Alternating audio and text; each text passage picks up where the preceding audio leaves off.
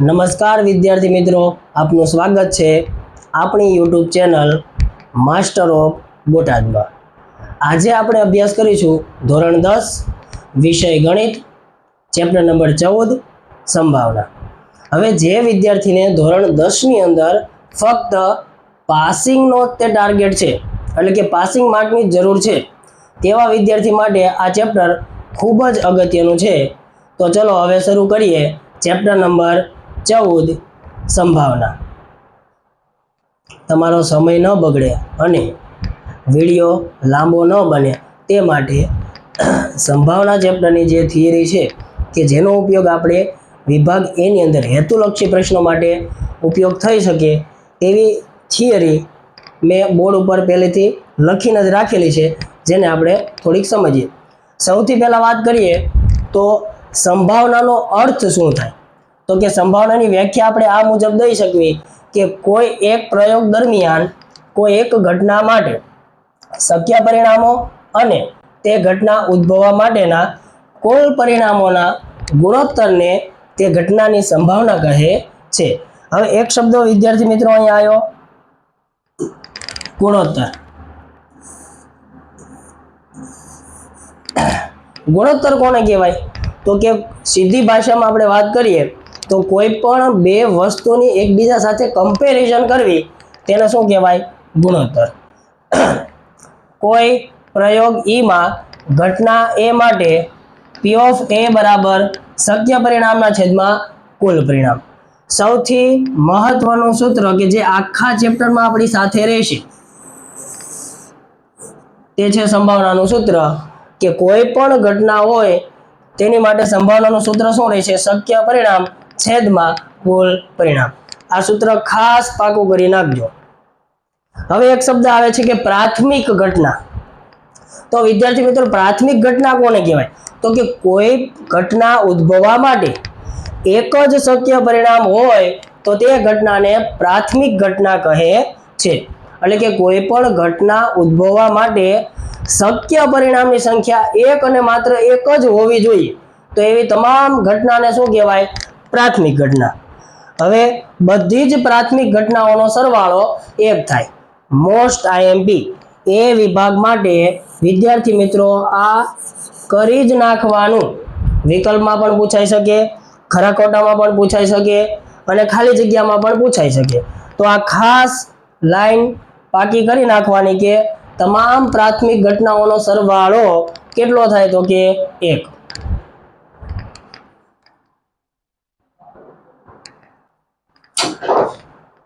ઉદાહરણ આપણે સમજીએ કે સિક્કાને આપણે ઉછાળીએ તો સિક્કાની અંદર કુલ કેટલા પરિણામ આવશે, 2।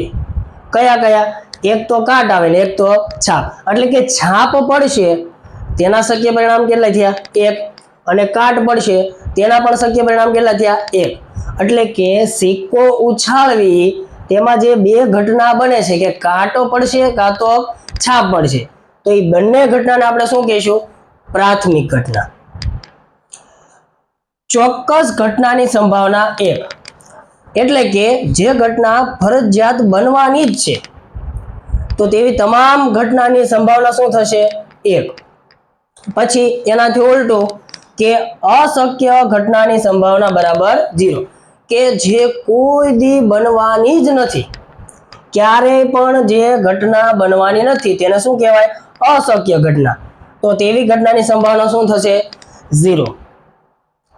કોઈ ઘટના એ માટે સંભાવના હંમેશા 0 less than or equal to P of A less than or equal to 1। આનો મતલબ શું થાય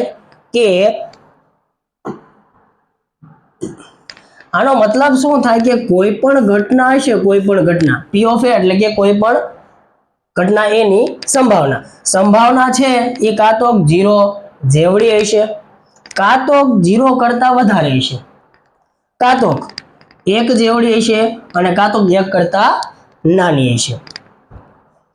સંભાવના આપણે 3 રીતે લખી શકાય।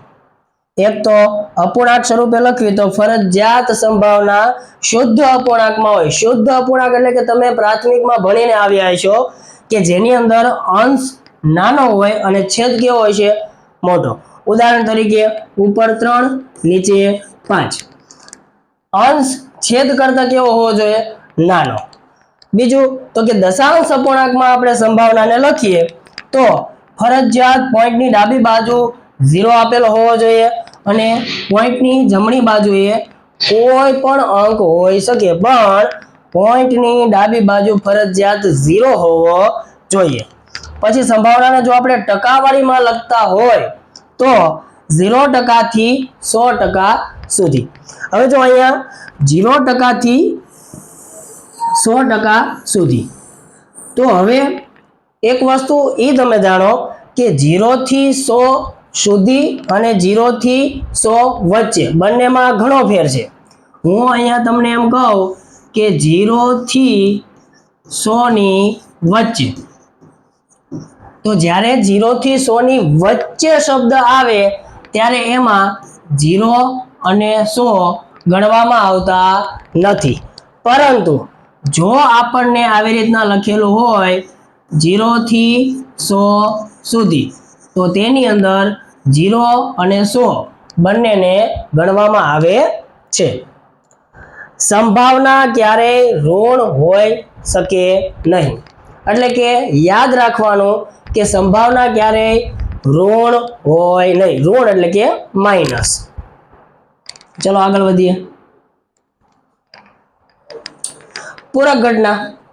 હવે પૂરક ઘટનાની વાત કરીએ તો કોઈ ઘટના એ માટે ઉદ્ભવે નહીં તેને ઘટના એની પૂરક ઘટના કહે છે. એટલે કે કોઈ પણ ઘટના ઉદ્ભવવાની નથી. ઉદાહરણ તરીકે આપણે છાપ પડશે તો એની પૂરક ઘટના શું થશે? છાપ પડશે નહીં. એનાથી ઉલટું છાપ પડશે નહીં એની પૂરક ઘટના શું થાય? તો કે છાપ પડશે. સમજાણું? ટૂંકમાં વિરોધી ઘટના. ઘટના એ ને જો આપણે P of A વડે દર્શાવી તો ઘટના એ ની પૂરક ઘટનાને આપણે P of A બાર અથવા તો P of A ડેશ વડે દર્શાવાય છે. P of A વત્તા P of A બાર બરાબર 1. આ તમારે ખૂબ જ કામ આવશે સંભાવનાની અંદર. 2 માર્કમાં દાખલા પણ પૂછાઈ શકે અથવા તો એ વિભાગની અંદર 1 માર્કમાં પણ પ્રશ્ન પૂછાઈ શકે કે જેમાં આપણને P of A આપેલું હોય, આપણે ગોતવાનું હોય P of A બાર. હવે પરીક્ષાને લગતો જ્યારે આપણને એ વિભાગની અંદર પ્રશ્ન પૂછાય કે પરીક્ષામાં મેળવેલ ગુણનો પ્રશ્ન પૂછાય ત્યારે છેદમાં એક પરિણામ વધારે લેવું. એટલે કે ઉદાહરણ તરીકે જો અહીંયા લખ્યું છે કે 25 ગુણની ટેસ્ટ હોય અને એમાંથી 19 ગુણ મેળવે તેની સંભાવના પૂછી હોય તો અહીંયા કેટલા માર્કની ટેસ્ટ છે? તો કે 25. તો એમાં એક પરિણામ ઉમેરી દેવાનું, એ લેવાનું છે કુલ પરિણામ 26. અને 19 ગુણ તો કે 1 થી 25 ની અંદર 19 કેટલી વખત આવે? 1 વખત. તો ઉપર લખવાનું છે 1. આ પ્રશ્નની અંદર ખાસ ઉતાવળમાં એ ભૂલ થાય છે કે છેદમાં 25 લખાઈ જાય છે અને ઉપર 19. એટલે એ ભૂલ ના થાય એનું ખાસ આપણે ધ્યાન રાખશું કે કોઈ પણ ગુણનો પૂછાય 100 ગુણનું પેપર હોય તો કુલ પરિણામ લઈશું 101 અને ઉપર તો લખવાનું થશે 1 જ. ચલો આગળ વધીએ.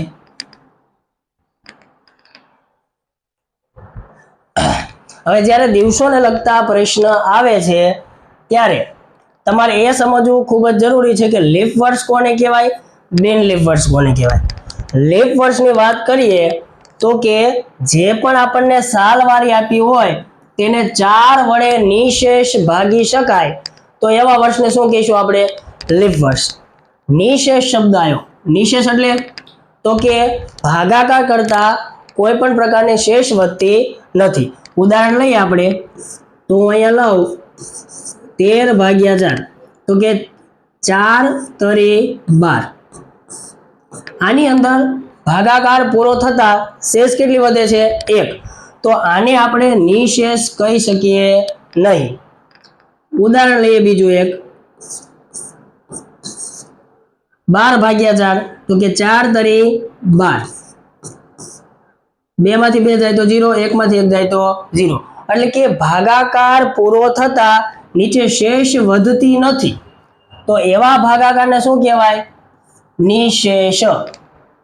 ઉદાહરણ લખ્યું છે કે ભાઈ સાલવાળી શું છે? 2028. તો 2028 ને આપણે 4 વડે નિશેષ ભાગી શકાય છે એટલે એ વર્ષને આપણે કહીશું લીપ વર્ષ. લીપ વર્ષની અંદર કુલ 366 દિવસ આવે. એક જે વધારાનો દિવસ છે એ શેમાં ઉમેરાઈ જશે? ફેબ્રુઆરીમાં. ફેબ્રુઆરીની અંદર કુલ 29 દિવસ આવશે અને આખા વર્ષમાં કુલ કેટલા દિવસ આવશે? 366. બિન લીપ વર્ષ એટલે કે જે પણ સાલવારીને 4 વડે નિશેષ ભાગી શકાતું નથી તેવા તમામ વર્ષને શું કહેવાય? બિન લીપ વર્ષ. બિન લીપ વર્ષની અંદર આખા વર્ષમાં કુલ કેટલા દિવસ આવશે? 365. અને ફેબ્રુઆરીમાં કેટલા દિવસ થશે? 28. હવે જ્યારે શતાબ્દી વર્ષ હોય, શતાબ્દી વર્ષ એટલે શું? તો કે જ્યારે આવી સાલવારી હોય 2000, 2400 કે જેની પાછળ 2 0 આવતા હોય, શતાબ્દી વર્ષ એટલે કે 100 ના ગુણાંક વાળી સંખ્યા. તો જ્યારે આવી રીતના 100 ના ગુણાંક વાળી એટલે કે શતાબ્દી વર્ષ આપેલું હોય ત્યારે મને ખબર કેમ પડશે કે લીપ વર્ષ છે કે નહીં? તો એને 4 વડે નહીં પણ વિદ્યાર્થી મિત્રો એને 400 વડે ભાગશું. કેટલા વડે? 400 વડે. જો 400 વડે નિશેષ ભાગી શકાય તો તે લીપ વર્ષ, નકર તે લીપ વર્ષ નથી. વર્ષમાં આખા અઠવાડિયા કેટલા થાય છે? 53. એટલે કે 365 કે 366 ને તમે 7 વડે ભાગશો. એક અઠવાડિયામાં કેટલા દિવસ આવે? 7. 7 વડે તમે ભાગશો તો ઉપર કેટલા આવશે? 52. નીચે શેષમાં 2 દિવસ કે 3 દિવસ કે જે વધે. પણ ઉપર આખા અઠવાડિયા કેટલા થાય છે? 52. અને જો એક મહિનાની વાત કરવી તો એક મહિનાની અંદર આખા અઠવાડિયા કેટલા થશે? 4. તો વિદ્યાર્થી મિત્રો વિડીયોને લાઈક કરી દેજો, વિડીયોને શેર કરી દેજો અને જો હજુ સુધી તમે ચેનલને સબસ્ક્રાઇબ ન કરી હોય તો ચેનલને સબસ્ક્રાઇબ કરી દેજો. હવે મળશું આપણે આવતા લેક્ચરમાં. ત્યાર સુધી સૌને જય હિન્દ, જય ભારત.